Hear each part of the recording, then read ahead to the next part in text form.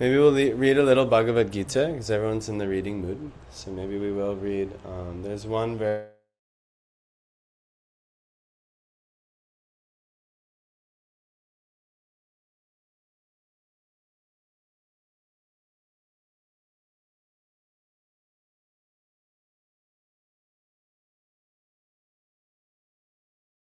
You do it again, Avani?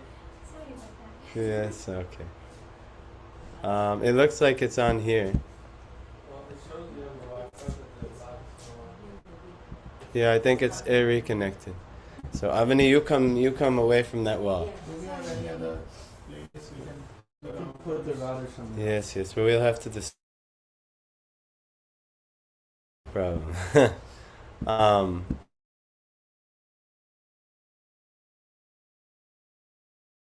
Have the faulty wires and the faulty...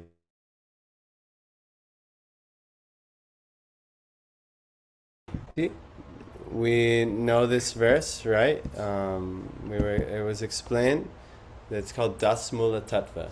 Das is 10, Dash, 10. Mula, root, Tattva is thatness, reality, truth. The 10 root, there are 10 roots of reality, or the 10 roots of truth. So how does it go? If some of you know, you can chant along with me. Amnaya praha tattvam miha padamang sarva shaktim rasabdhing tad binang shastra jivan prakriti kavalitam tad vimuktangshcha bhavad beda beda prakasham sakalam api hare sadhanam shuddha bhakti Saryam tadpriti mevetu padishati janan Gaura Chandra Swayam Saha. So what are these things? These are the 10 root truths of Bhakti. The first we've discussed last week when I first got back, but we can maybe review it slightly because I'm not sure everyone was here for that. Even though you were here, Abhini. Remember last week? We talked about these things? Last Wednesday, yes, you were here. You asked some very nice questions. Even so nice that Ben was even meditating on them, or Venugopal was meditating on them, even a week from when you asked them. So it was very nice, and he was thinking of you in his reading of Jayavadharma, because Bhaktivinoda Thakur was asking, you should look at what Venugopal has to share, because Bhaktivinoda Thakur answers this question in Jayavadharma so nicely. I should look also, so that I can be very prepared. So, what are these 10 root truths? The last part, Gaura Chandra, Evet Yupadashati Janan Gaura Chandra Swayam Saha. So, Gaura Chandra is Lord Chaitanya. It means the golden moon, Gaura Chandra, Swayam Saha. So, he is personally, what? Upadashati Janan. He is teaching all the people these instructions. So, what instructions is Lord Chaitanya teaching? Amnaya Praha. Amnaya Praha means that the Vedas proclaim. But not just the Vedas. We talked about it last week in review. How did the Vedas come to us? Because we have a problem. We have some 4 faulty faculties of being a conditioned living entity. What does everyone know what the 4 defects are? You've heard of the 4 defects? Mimi, you're nodding your head. Can you name 1 or 2 or 3 or 4 of the 4 defects? We're prone to cheating. Yeah, vipralipsa. We have the tendency to cheat. That's the 3rd. What's that? Illusions. We tend to be illusion. I think that's called pramada. And? We're conditioned. I don't know if That's, you could say that's the illusion one. Imperfect senses, karanapadav. And then the original, what's that? Yes, what's the original mistake? We've misidentified reality, actually. So this is called Brahm. So we've misidentified who we are and what reality is. This is the original mistake. This is the biggest problem. Why? Because we have misidentified reality to be that which is separate from Krishna. We've misidentified reality as anything that we see, we separate it from God, or we separate it from the reality of understanding that this is God's energy. We are God's energy. Everything is God's energy, and we've put it as like its own separate compartment. And we compartmentalize so many things. So this is the original mistake. And that mistake will distract us and send us into a spiral of illusion when we spend so many times on separate things from God. And this is called the illusion pramada. And this means like we're distracted. We're distracted with our illusory state, and we go further into illusion. And that leads to confirmation biases. Now we have some type of opinions about how this illusion works. Even though it's all wrong, everything that we're thinking is wrong, we have some opinions of how the illusion works. And so everything that we do, we try to jam it into our box of how the world works. And this is called confirmation bias, or the cheating propensity. So we try to always, cheat towards our skewed confirmation biases. And so then we do. And then finally, by doing that, we rely on imperfect senses. And then we deduce reality like this, and we're completely in illusion. And that's how the illusion works. And it starts from Brahm, that you've mistaken what reality actually is. So, luckily though, the Lord understands the situation. He's put you in the situation for your benefit, for your own good, actually, because we have this tendency to be averse to God. Actually, it's just the case. If you're in this world, that's your problem. It's that you've wanted to be the enjoyer and you've wanted to be the controller, and the Lord, He can't actually reciprocate with you on that because it's just not the natural position. We are anu, means we're meant to follow. We're small, we're the soul. It's a condition of the soul. And we are meant to follow the Lord as the servants of the Lord. Krishnara Nityadasa is that's our real position, actually. But because we don't want to follow the Lord, and we want to actually be the Lord, He's like, all right, that's just not reality. But due to your enviousness and you want to be God, fine, I will give you a situation where you can pretend to be God. And that's this material world. And so that's why all the Mayavadis, when they get to their pinnacle of realization, they said, yes, I am the all-knower, I am that God, I am that, Tat-tvamasi, they say. Right, this. And then so they relish that position of, pretending to be God or to being. But actually, they are. Everyone is God in the same way that a grain of sand is the beach. But no more, no less. A grain of sand and the beach are vastly different. So us, the soul, and Krishna are vastly different. But anyhow, so what is Amnaya Praha? Amnaya Praha is, it's describing, it's giving information from that God is giving information. How? Himself, He illuminates the first living beings. And the first one in this universe is Lord Brahma. And Lord Brahma will illuminate Narad and the great sages, his sons. And then they carry that down. And that's how we got the knowledge. So this is called, Guru Parampara Prapt Dwar Veda Vakya. So the understanding of the Vedas can only be entered through disciplic succession of Guru. So someone who is above this condition, we talked about the 4 defects, someone who's above this condition, they can feed us information because they, from the Lord Himself, the Lord actually sends His mercy. In the beginning of creation of the Bhagavatam, it's all explained how the Lord has enlightened Brahma and given him His mercy, and then he can share that same mercy with us. And so on. And then teacher to master, teacher to student, teacher to student, teacher to student. And if it ever gets broken, the Lord says, Yada yada hi dharmasya glanir bhavati bharata abhyutanam adharmasya tadatmanam srajamyaham. I always forget that last part. But He's saying, whenever there is a decline in religion and this knowledge is lost, I myself will personally come and reestablish. So even, and it never really totally gets lost, but let's just say for the mass of people, there's no good opportunity. And this happened just 550 years ago. There was no really good opportunity for the Amnaya to flow to everyone. So the Lord's like, I got it. We will go to, I will come as Lord Chaitanya. And he has actually inaugurated this Maha Mantra chanting, even though this is an ancient process, but he's inaugurated it in this age, and he's given this whole movement, which we're following still today.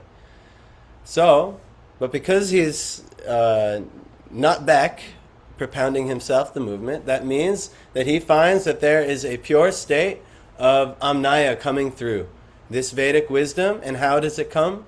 I just said Guru Parampara. That's the only way it comes. This is a descending process. This is the Avaroha Pantha, the process of mercy, and you just have to get under the waterfall.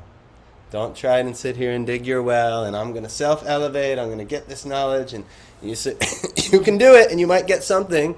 You might get a little water to come up, but if you just go to the waterfall and you just bask in it, what Krishna says in Bhagavad Gita, what a small reservoir of water can do, can easily be accomplished by a large reservoir of water. So, yeah, so that's why the karmis, they work so hard for money and things in this world, and the bhakti yogis, they easily get those things. They don't have to work hard for them, because they have the large reservoir of water, and they easily get all the things the karmis work so hard for. And the jnanis, they work so hard to learn things. And similarly, the bhakti yogis, they get so easily these things, because they know where the waterfall is, and they know how to just go to the waterfall. But the, everyone else, they work hard to get little bit of scraps in this world. But anyhow, that's the system. And why? Because the bhakti yogis, they don't care about their own self-interest. They're caring about what is pleasing to Krishna. They know their position is to be a servant of Krishna, and they act in reciprocation. And they know that's the conclusion of the Amnaya. So what is the Amnaya saying? Amnaya praha tatvam harim iha paramam. So thatness, the reality, is harim. That personality, the one who, Hari takes away all miseries, he takes away our suffering, and in the best thing he takes away is our, yes, which is a result of our what? Past reactions, which is a result of our Sins? which is a result of our original, what is the original problem? Yeah, our misconceptions, our ignorance, he'll take away. Hari. Yes, hurry, please. Hurry. It means, please, take away. Hurry is like a thief. But in this world, everything we have here, we want to be taken away. It's in our best interest for that thief to come in and steal everything. And so what is he going to steal away? The best thing is your ignorance.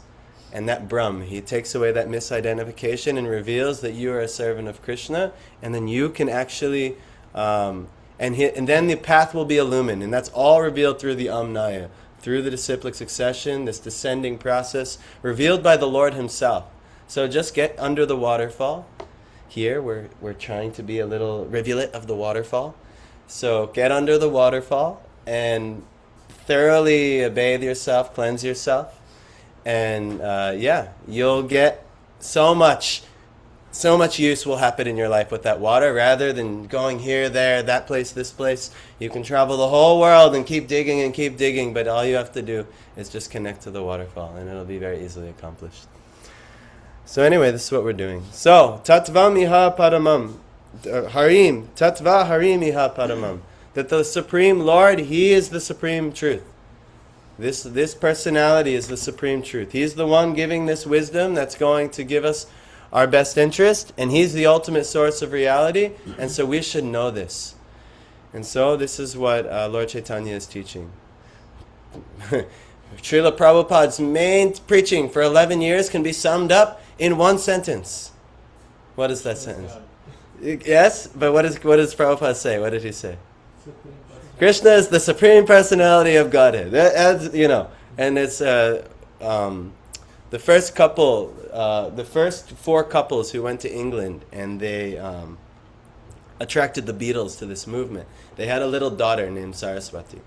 And I don't actually know even today she's in the movement anymore, which is a wild thing. But when Prabhupada was here, she was like Abhiram's age, and she wasn't talking very much, but she would go around and she would say that one sentence. She said, Krishna is the Supreme Personality of Godhead. And Prabhupada loved it so much that this little girl, and he said, see, she's preaching. That's the perfect preaching. He loved it so much. But that's actually the emphasis of what Srila Prabhupada came to teach is what? Tattvam harim iha paramam. That Krishna is the Supreme Personality of God. If you know that there is a God, and not only that, He is a personality. So we kind of left off last time. We went through Sarva Shaktim, or sub-team, and we started on Tad Vimangsh. Yeah, what is it? Tad Bina. Oh my, I have to chant it again. Sarva Shaktim receive. Tad Binangshas, yes. Tad Binangsha, yes. Bina Angsha. So it means separated parts. We touched on that, but we're going to go rewind because when I presented last week, I didn't do it justice, so I had to rewind and re-listen. And so there's a few things I missed last week. So I'm going to try to go back because the spirit of this is to try to get you guys what you missed at the retreat if you were in the kitchen. Well, Friday night you all practically missed anyway because you were all for Guru Maharaj's arrangement. So this was what was there Friday night. So, these are the 10 root teachings. So the first root teaching is where we get our evidence. The Lord Himself, He's got you. He's giving the Vedas through the Guru Parampara. You yourself may not fully trust and be speculative. And actually the whole first class, if you go and listen to it, he talks about all of the different ways where the yukti can be understood. Yukti means reason.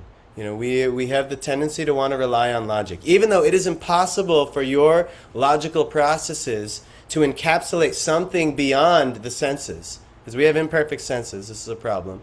And if you try to measure something with your senses that's beyond the senses, you will always fail. So this is what we're doing. So everyone wants to be like, everything should make sense by my mind.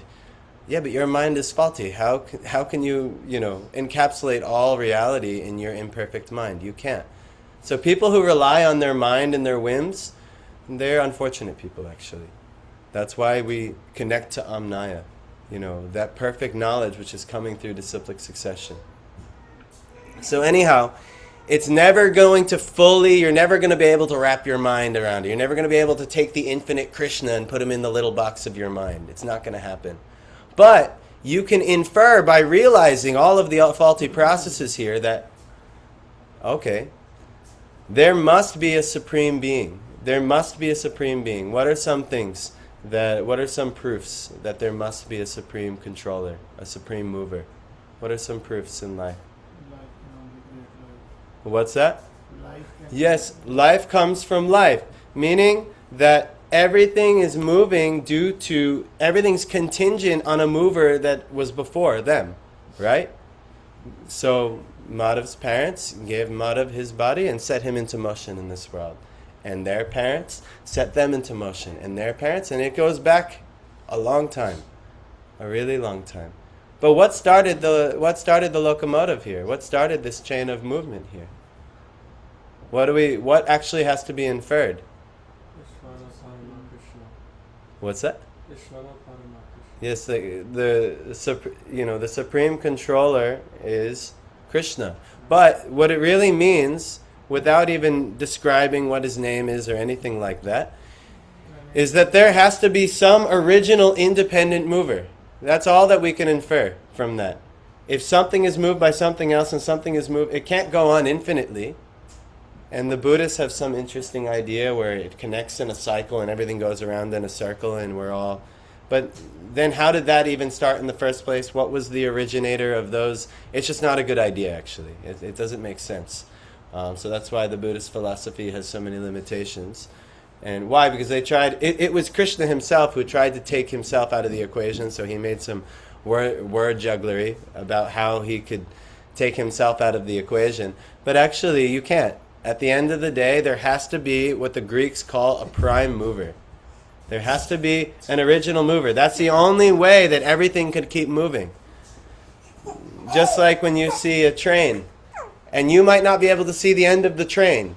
And the train's going this way and the train's going this way. But if you see it moving, you can infer there must be a locomotive somewhere pulling this train.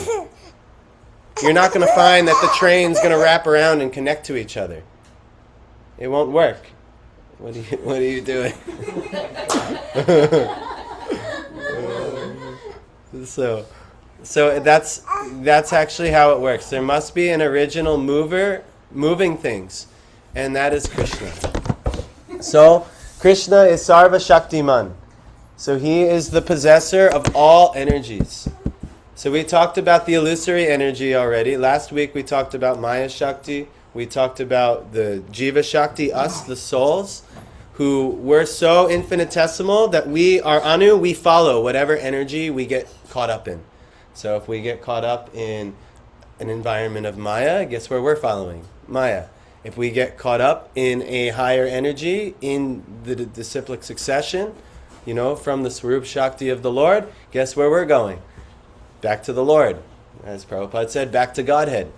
That's what's going to happen. So we're interested in that, but we follow whatever environment we find ourselves in. We're called to Tasta Shakti. We're on the shore. The shore of what? Either we look to the land or we look to the sea.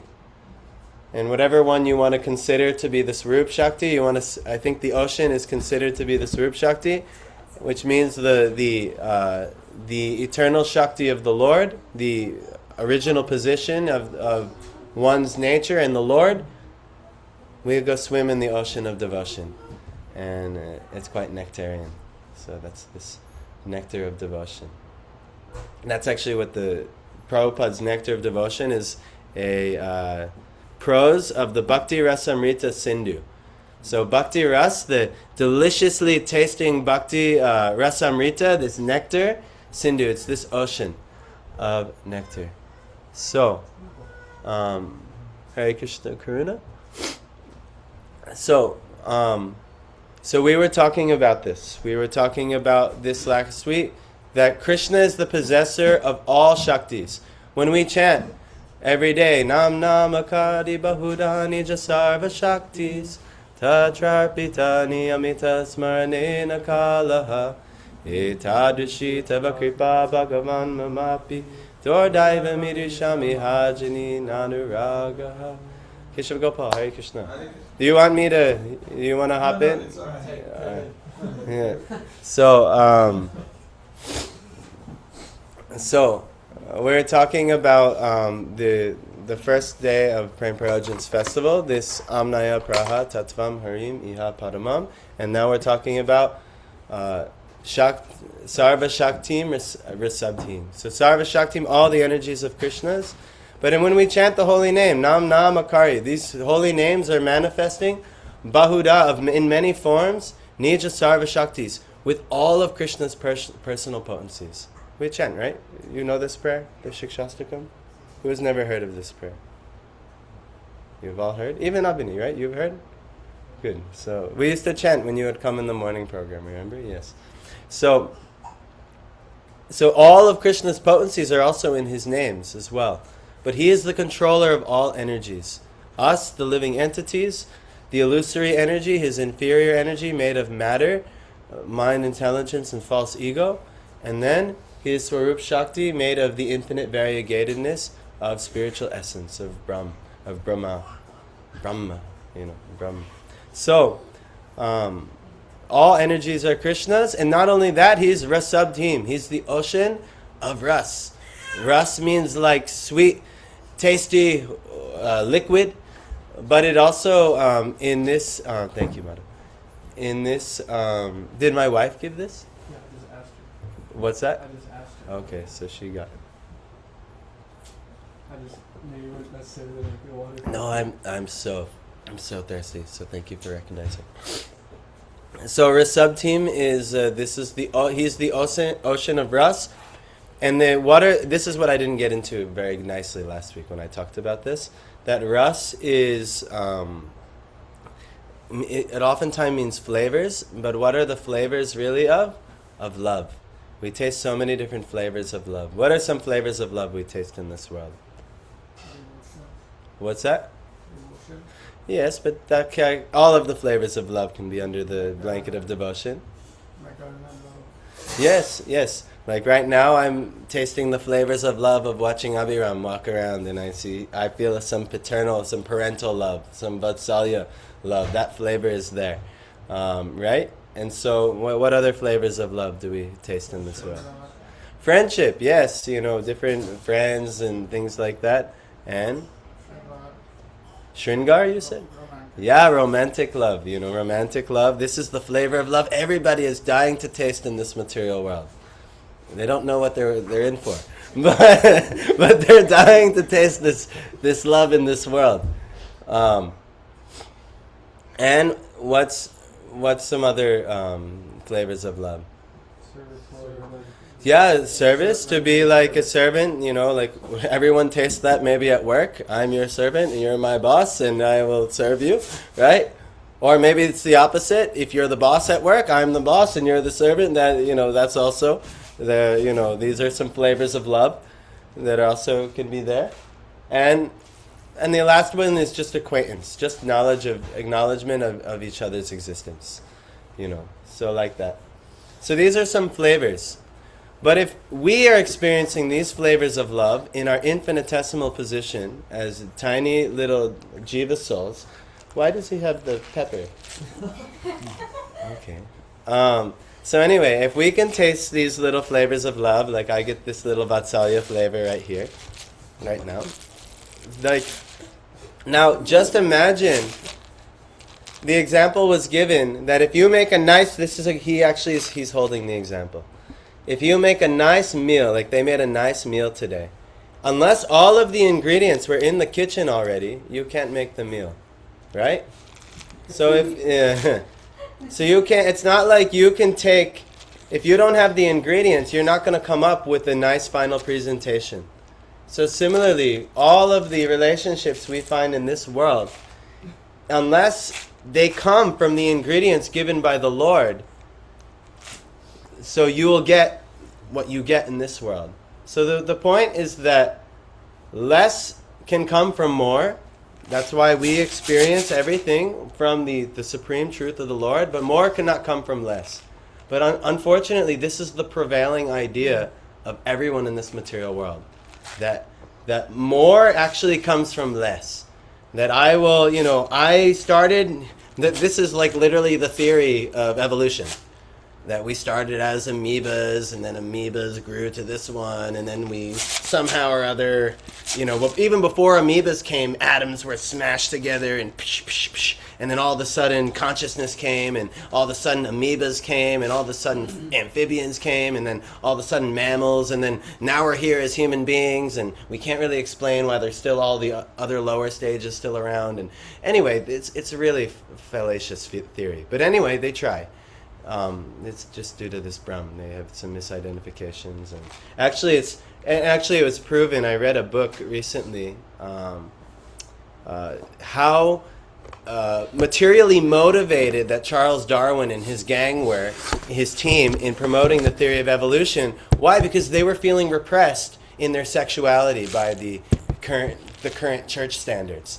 So they were very materially motivated about, we need something that proves them wrong so we can have sex how we want to have sex in the world. And so what has happened? No. Yes, this is the problem. Yes. They're completely lost the track, and due to their cheating confirmation biases that they should have sex however they'd like, then next thing you know, they create some crazy theory, and now we're lost. So anyhow, but all of these flavors of love come actually from God, and actually the perfection of all of these flavors of love exists between the living entity and that Supreme Lord. And if we turn back to God, which is what back to Godhead means, if we turn back to God and we acknowledge His position, and it must be there. We already acknowledge there must be a supreme mover. How is everything moving? From the beginning of time, there has to be an independent mover. There must be. And then also on top of that independent mover, because there's no independent laws that can control him, everything must exist due to his desire. And that means if his desire equates to a reality, this gives him the position of having omnipotence. Where we, if we desire something, we have to pray, please Lord, please make it happen. I'll do this and I'll do this yagya and I'll work hard like this and I do like this. Like we wanted to have Abhiram maybe 5 years ago, actually. We wanted to have Abhiram maybe even more. When did we want to have Abhiram? Like 4 or 5 years ago. But it took a long time for Abhiram to come. But we wanted to have Abhiram 5 years ago. But because we're not omnipotent, and we tried many things to arrange that he would come, but he came when he came. And it was by the Lord's desire, and it wasn't by our desire. So this is actually how it works. But the Lord, anything he desires can come to manifest, actually. So that's how this whole world has come into being. So anyway, Prabhupada Arjun Prabhu, he explains it much better than I do. So if you want, you can go back and listen, and he explains it much, much better. But we should understand that there is all of the love that we're looking for in this world. Because everyone's looking for love, right? They're singing, all you need is love. George Harrison was singing. And then he wrote in parentheses in the Krishna book, what does he write in parentheses for love? Yes, all you need is Krishna. Because he knows. He knew. But everybody is looking for love in this world. But if you want to know where the love is, it's in Krishna. So he's Risabdhim, the perfection of relationships. So some of us are looking for relationships. And they want to have a nice marriage, or maybe we want to have nice children, or we want to have nice friendships, or nice this, nice that. What's the perfection of that is in Krishna, actually. So turn towards Krishna, and then he'll give you a bunch of other nice relationships. Because what's the ultimate fruit of when you go to Krishna is when he gives you the devotee association. Sadhu Sangha is the topmost thing you could get, actually. That's why Lord Shiva, every pastime in the Bhagavatam, what's he so giggling about? Okay. So yeah, he needs his playground time to time. So, what was the last sentence I said? Does anyone remember? That the Lord will give you the devotees, and then that you'll get the Yes, thank you. Sadhu Sangha. So, in every pastime of the Bhagavatam, the underlying theme is the glories of Sadhu Sangha, actually. Whether you're Dhruv Maharaj and you got only 5 or 10 minutes of Sadhu Sangha and you reach perfection, or whether you're Prahlad Maharaj and you got 10,000 years of Sadhu Sangha from Narad Muni and you reach the higher perfection, or whether you're the Gopis in Vrindavan and everything, your entire life is in Sadhu Sangha. But at the end of the day, Sadhu Sangha is the prevailing theme. That's why maybe I could show you guys. Does anyone have that photo of the Madhurya Kadambini flower? Yes, it's your background of your phone, but it won't do me any good on your phone. Maybe I'll show you this. Have you seen this before? You've heard of the Madhurya Kadambini?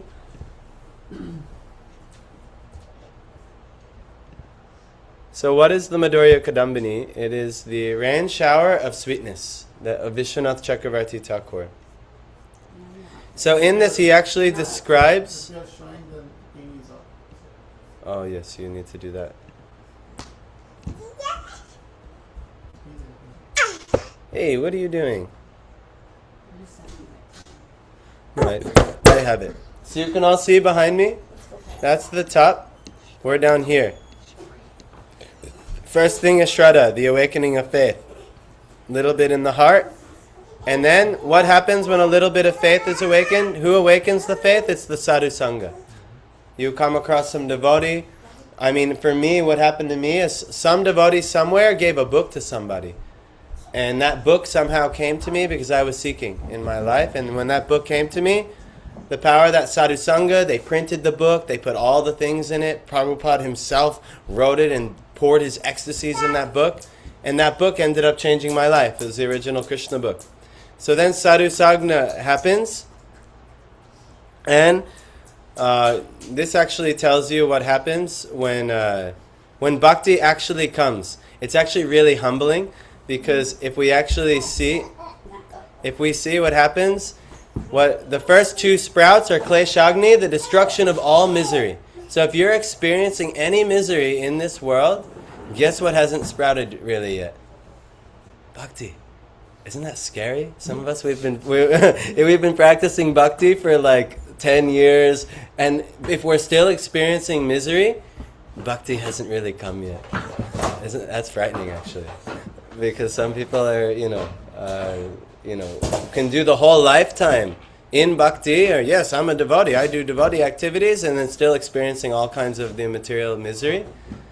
And so what are the 5 types of misery? Avidya, ignorance; asmita, false ego; rag, attachment to material things; dvesha, hatred, towards other living entities, and it's all to Krishna. When you hate something, you hate Krishna.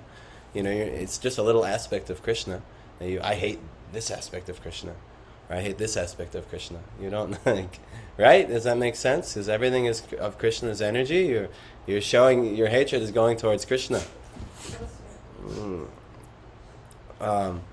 And- if it's not a living thing, like even if it's something.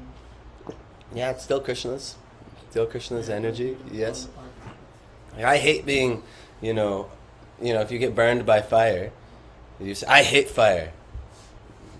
Yes, I also would hate to sit in fire, but fire is really useful for cooking and all these things, right? So, all these energies are of Krishna. Yes, Avani. Even like atheism. Yes. Because actually everything, because we could say, you kind of asked us last week, what about suffering? What about all the miserable things of life? They serve a purpose, actually. The sufferings and the atheism, like the Lord, He came in an incarnation to promote atheism. And that's the Buddha. But it doesn't mean that that's I hate the Buddha. You should not. Because the Buddha, actually, the Lord had a function in preaching atheism, actually. And also the Lord, He preached Mayavad philosophy. And Prabhupada is Nirvishesha Shunyavad. He's come to kick out these voidist and Mayavad philosophy. Oh, be careful. Yes. He's come to kick out these things. But we don't actually have hatred towards them. So this is the types of miseries. And then last is abhinivesh, absorption in worldly objects. Getting absorbed in wealth, popularity, pratishta. we chant every day, Nadanam Najanam Nasundarim Kavitam Vajagadisha Kamaye. And that's saying, I don't want wealth, and I don't want popularity and fame and good progeny in this world. I don't want a beautiful partner, Sundarim. And I don't want kavitam. I don't want to be distinguished for my literary prowess or how smart I am or something like this. Look at me, I'm an excellent poet, or I'm an excellent scientist, or look at my dissertations, or look at my, I'm an excellent, computer specialist, look at my coding and things. All these things of this world are kavitam. But Lord Chaitanya is saying, no, I don't want that, I don't want that, I don't want that. But why? Because the rest of us, that's what we want. We want distinguishment. We want worldly distinguishment. So it's abhinivesh. We're absorbed in worldly objects. And so, in that also come from the 4 types of sins. We talked about this yesterday. Does anyone remember what is a sin? What is the difference between sin and what is the difference between piety? Sins do what? Yes, sins give distress to others, and piety is what? Yeah, you give happiness to others. That's it's as simple as that, actually. That which is sinful in this world is something that's going to give distress to others. And that which is pious in this world is like, oh, this is pleasing to others. So you can check yourself. Like in my activities, was this pleasing to the largest group of people? Or at the very least, is this pleasing to my guru? Is this pleasing to Krishna? And then last, oh, Haribol. And is this going to cause distress? What is are my actions going to cause distress, and is it worth it? Because sometimes if you're fighting for Krishna, Duryodhana's side on the Bhagavad Gita, they were all going to be in distress. But if you do Krishna, he says, he'll aham tvam sarva papebhyo. I will take all your sins. So we have to also, if we work for Krishna, that's perfect. So if we see in this Madhurya Kadambini, it talks about how, what I wanted to show you though, is it talks about how it describes in Vishwanath Chakravarti Thakur's work, and this is a visual representation, but it talks about how you keep getting to the next level. So I'm going to zoom in. Right here, Shraddha comes, somehow some faith is coming, and how is it coming? Through Sadhu Sangha. Some devotee has planted some Shraddha in you. And then now the trunk is what? Sadhu Sangha, and then look at the nourishment going up. What does it say? Okay, all the way up to Bhajana Kriya. Means now you do spiritual activities. Which means now someone has told you that you should do spiritual things like chanting and like worshipping the deities and going to the temple and eating prasadam and so many things, right? Some devotees have told you to do this in the past, yes? Or you wouldn't be doing it. Some devotees have illumined your life and you get sadhu sangha. So then you get bhajana kriya and then you say, I should take the finest sadhu that I know and I should surrender to him. And then you do Guru Padashraya, and then you have Guru, and you follow Guru. So then Sadhu Sangha takes you through Bhajana Kriya, and then it takes you up to Nartha Nivritti. So then the mind is so fickle. So these are actually things we could all look at. All of them. What are some of the... we have obstacles. Anartha means obstacles. So what are the obstacles? One, the obstacles born of past sinful acts. Our ignorance, our ways of acting in ignorance, where we have the what's that? I'll try. It was giving me trouble. Okay, I can do like that. So, first is all of our sins. We have the tendency to sin still. We don't realize that, if I give distress to others, this is going to be an obstacle in my bhakti. So it could be anyone. It could be an ant. I hate ants. I squish. That's an obstacle. This is sinful actually. We hear so many stories like the Murgari hunter. He went from being a hunter that tortured animals with every kill to after associating with Narad, Sadhu Sangha. He then, when he showed up with, was it Pulastya Rishi or another Rishi? He was clearing the ants out of the way so he could give pranams to his guru. Yes. I'm just curious, do you know the distinction here? Because it says in the second one, obstacles born of past pious acts, desire for material enjoyment. And then in the first one it says born of past sinful acts, and the bottom is absorption in worldly objects. Yes. Do you know the distinction? Yes, well the distinction is due to ignorance, the demonic way of doing things is just trying to take these things. So they have no problem just sinning to get what they want. But the wise people, it's also an obstacle to be very pious and know that if I give in charity and if I do very pious things, I will get good karmas of the world. But they're still absorbed in karma. So they're two sides of the same coin. They're both abhinivesh, absorption in worldly objects, but one is just in higher knowledge. But still obstacle to bhakti. It's still an obstacle to bhakti. Yeah. So that's the tricky one. When most people think, being sinful is obviously an obstacle. But wait, being a good person is an obstacle too? Yes. Being a worldly good person is an obstacle. Where if you do good things because you'll get good results in this world, this is an obstacle to your bhakti, actually. Which is pretty far out. Yes. Obstacles born of imperfectly performed bhakti. So when you perform bhakti, so sometimes people are chanting Hare Krishna, Krishna, Krishna, Hare Hare. And they, in their mind and in their heart, I'm going to manifest whatever worldly thing they want. And they're praying to Krishna, I want love, I want worldly gain, And so, yes, just see, you chant Hare Krishna and it works perfectly, you get rich, And this is, huge problem because we don't realize this is going to be an obstacle. But with enough sadhu sangha, because sadhus are really harsh, they'll cut you and they'll tell you what an idiot you are for having all these ideas. And so people cannot tolerate sadhu sangha. Actually, sadhu sangha, it hurts. Sadhu sangha is the last thing that people want to tolerate. Because I just want to be in my ignorance. Let me chant Hare Krishna, and it'll all just work out on my own strength.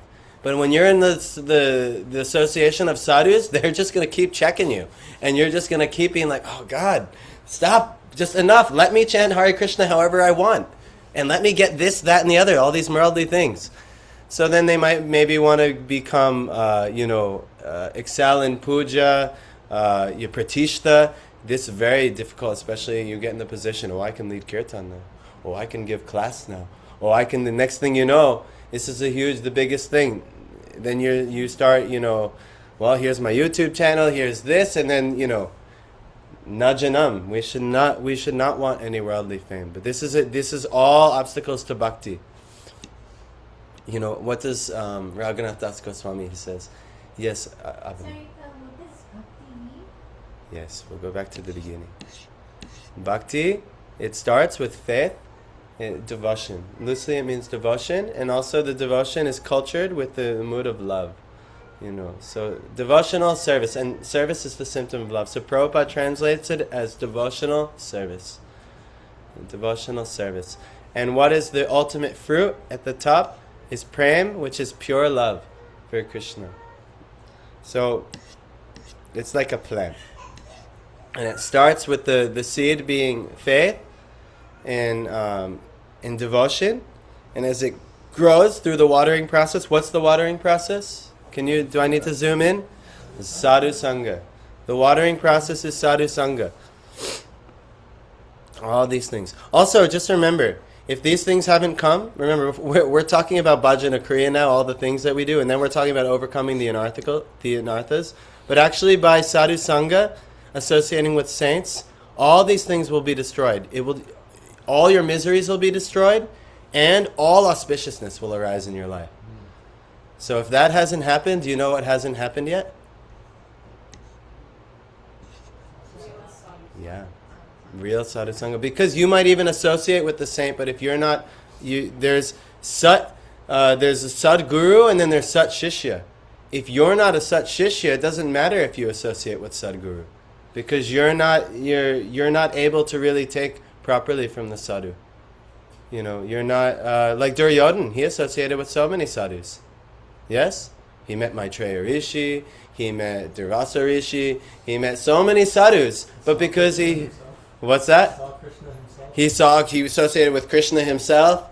How many, the best sadhu sangha he had. But guess what? And he had Bhishma and Drona, pure devotees. In his court, everything was there. But because he was not a sat shishya, he was improper in his mood, he didn't really get sadhu sangha, and so bhakti couldn't start for him.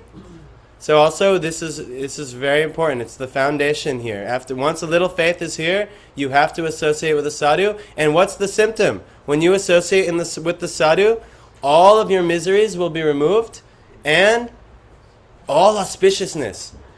And where's the evidence? Cheto darpana marjanam. Right?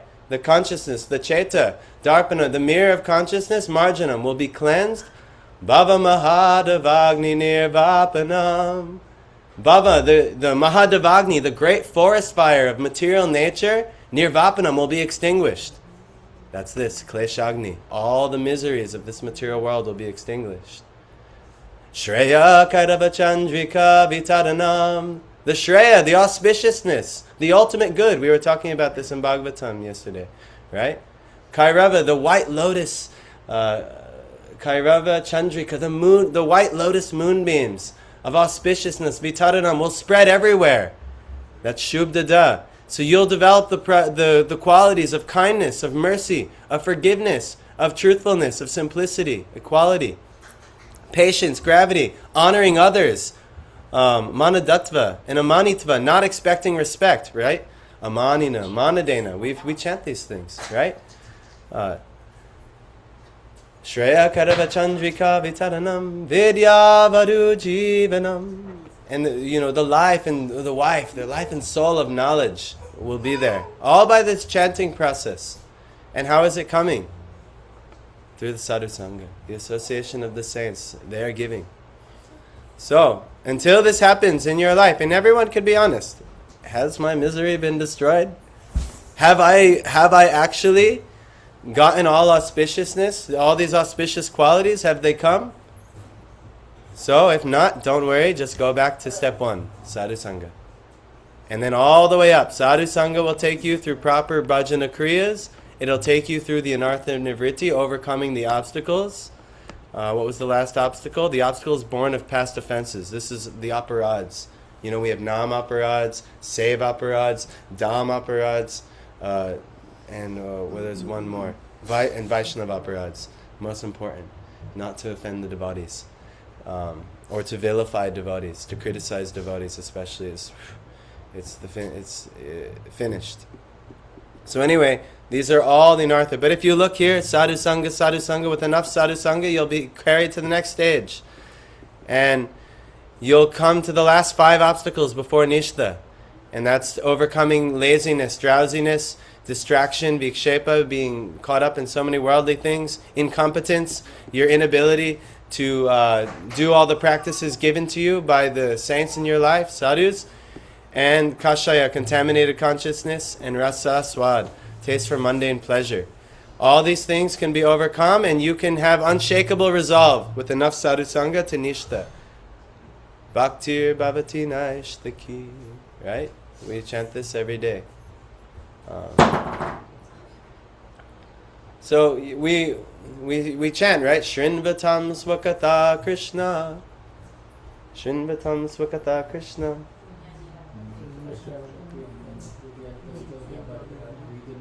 How did I not hear what you said? Shrinvatam swakata Krishna. Punya Shravana Kirtana Hridyantastahi Bhadrani Vidhunati Sirdzitam. So thank you so much. So if you hear the katha of Krishna, Shrinvatam Swakatha Krishna. So who's giving the katha of Krishna? The sadhus. Yes, the sadhu. So again, back to sadhu sangha. Shrinvatam Swakatha Krishna, Punya Shravana Kirtana, who gives all virtues, Punya Shravana Kirtana, by hearing his katha and reciting his katha. Hridyantasto Hyabhadrani, in the heart, he will destroy. Hridyantasto Hyabhadrani Vidhunoti Suhritsatam.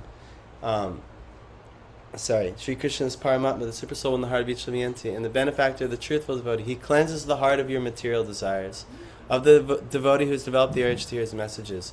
So if you somehow develop the urge to hear from the sadhu sangha, then your material desires will be cleansed, and then what will happen?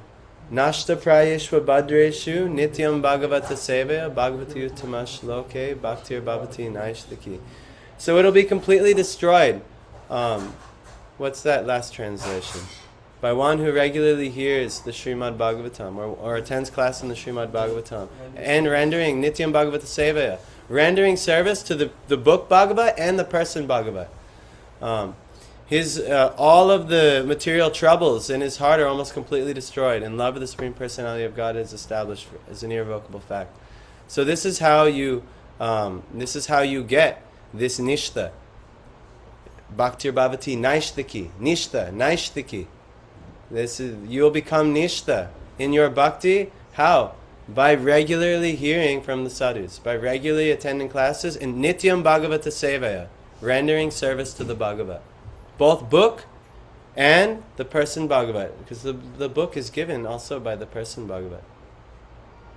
So like this is how you get this unshakable resolve, and then with enough sadhu sangha, and you keep going up the tree, you'll get to ruchi, and you'll get some taste for this whole process, and you'll feel it'll be very tasteful for you, and you'll just keep going, and with enough sadhu sangha to keep you going, you'll get to a shakti, bhav, and then all of these are the 5 different moods of prem that can be there. But anyhow, this is we were talking about this Rishabh team, and all these 5 moods are at the top. But Krishna, he is the ocean of all of these. But back to these root truths of bhakti. So what was the first root truth? We have to go back now because we went a little off tangent here on Rishabh team. But just to emphasize how important the sadhu sangha is so that you can achieve this thing. The first root truth is what of bhakti? The Lord. No. Shri Krishna. Amnaya praha. Amnaya praha. So is that the Lord is giving through the Vedas and through the Guru Parampara, the disciplic succession, He is giving the truth that what? He is supreme. Harim tattvam iha paramam. That the Lord is supreme. Sarva Shaktim, all of the potencies, this material world and its energies, and the mind, intelligence, and false ego, and all of the illusory energy, and then all of the living entities, the souls, and then on top of that, the spiritual realm and world, abode and forms and names and all these things. These are all Krishna's. He owns all of them. And yeah. Oh, I was just going to ask if you can post this in the group chat at some point. It's really nice. It's a Yes. useful resource. I will. Remind me to do it afterwards, because it may take me too long to try to figure out how to do that from right here. But yes. And then, so Krishna, He's the owner of all the energies. Nija Sarva Shakti, right? We chant that in Shikshastakam. And then, Rishabh team, He's the ocean of ras. He's the ocean of all these five, there's actually 12. But these are the 5 primary rasas, and then there's 7 gona rasas, secondary rasas, that also are involved. And so, in these 5 primary rasas, it is found different types of moods in which one can associate. In the Rupa Nuga lineage, what is the main mood that actually is? Do you know what is if you're a Rupa Nuga, meaning you're Anuga, you're following in the line of Rupa Goswami. What is the mood that is following? Yeah, Manjari is technical, which is somewhere in the Madhura, but it's Madhurya Ras. This is the Rupa Nuga conclusion.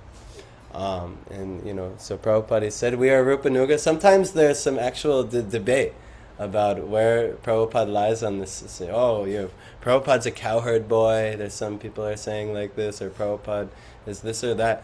But he's described as what is Rupa Nuga, and it's actually when you know this, actually, there's just this simple thing.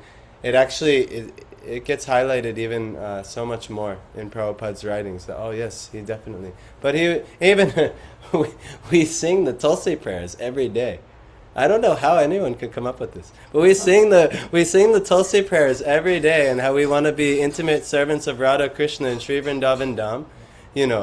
We want to be. I want to be maid servants. We want to be maid servants. Prabhupada is given. He could have given any bhajan. Actually, his guru. Do you know what bhajan they would sing during Tulsi Puja? Yeah. Jaya Radhe, Jaya Krishna, Jaya Vrindavan,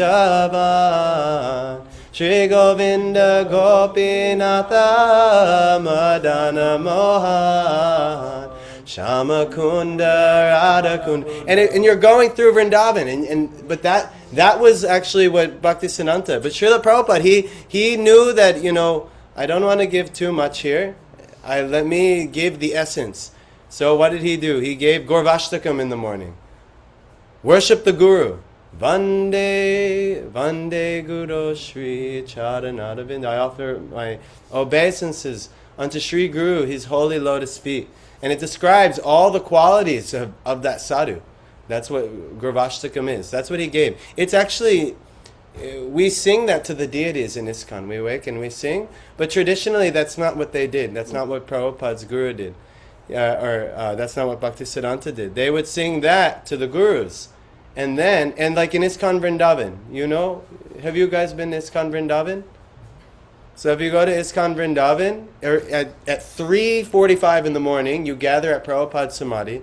I don't know how they can regularly, people get up at 3:45 or 3:30 or shower and be there for 3:45, but they do it. 3:45 in the morning, you gather and you sing Gaurvashtakam to Prabhupada's Samadhi. And then they go to the deities and they sing Vibhavari Shesha Loka Pravesha Nidra Chari Utto Jiva Polohari. Yes.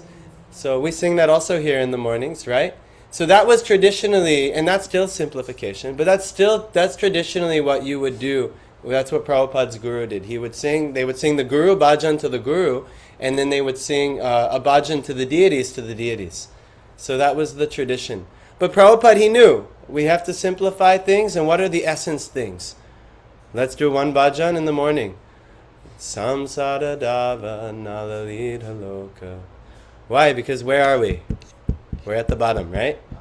And what's at the bottom waiting for us? What do we need? Sadhu Sangha. So we sing every morning that this material world, samsara, this forest fire, davanala, lidha loka, is afflicting the whole world. Trinaya karunya, gana ganatvam. Trinaya, but delivering karunya, mercy. Gana ganatvam, like merciful rain clouds. Praptasya kalyana, he's obtained all auspiciousness. Gunarnavasya, quality, this ocean of auspicious qualities. So Vande Guru Shri, I offer my obeisances to the holy lotus feet of Sri Guru. Prabhupada has us sing that to the deities. Why? Because that should be our main focus. That should be our main focus. Even though traditionally you wouldn't sing that to the deities, you'd sing that to the gurus, but actually in our form of worshiping the Lord, that's where we're at. We need sadhu sangha so badly. We need it so badly. So, Prabhupada has put it there. And then what does he put in the Tulsi Arati? That we're to be made servants of Krishna. He is talking. That's Madhurya Ras. There's no other Ras. The word made servants, sir. This is the Rupanuga conclusion. So Prabhupada is hidden. He's hidden everything there. He didn't outright explain all these things. But just look at the evidence. It's all sitting there right in front of us. Just look at the words. What do they mean? Why would he give these things? You think he randomly gave these songs?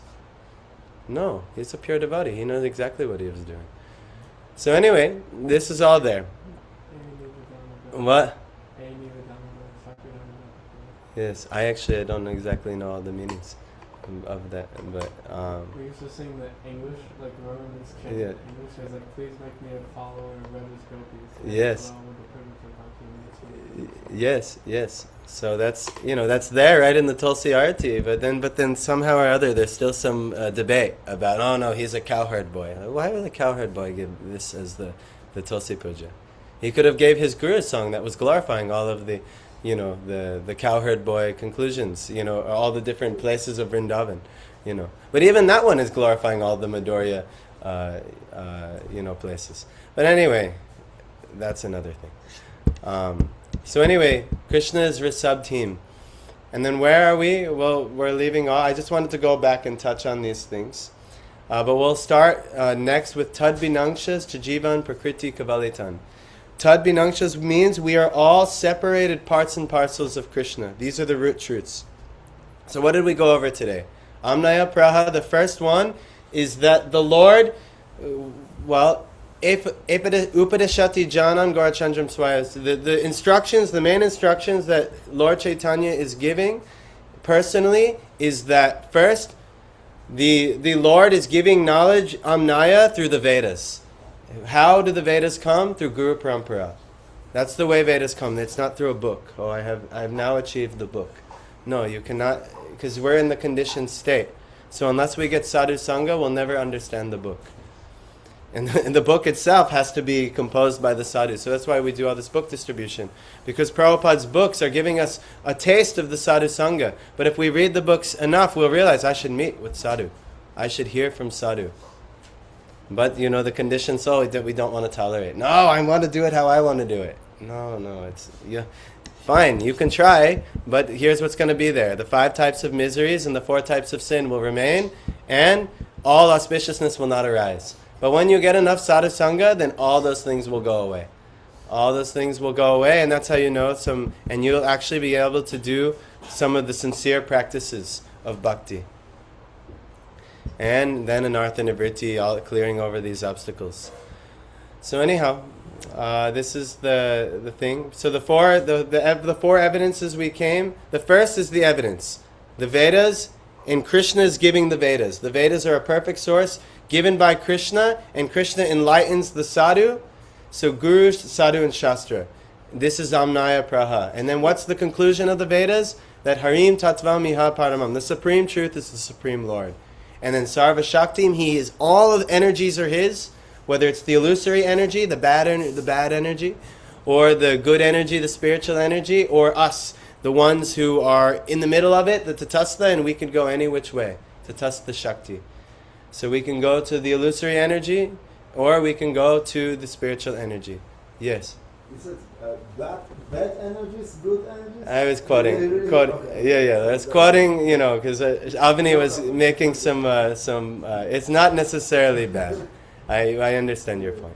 It's not necessarily bad, but it's, the energy that is causes suffering and all the. No, it's about us, what we do, because that we could actually spiritualize it Yes. by engaging matter. So matter technically is, for Krishna, there's no difference Yes. between matter and spirit. Yeah. Well, everything is actually spirit. Actually, everything is actually spirit, but the Maya Shakti is the illusory energy of associating with spirit in the illusion.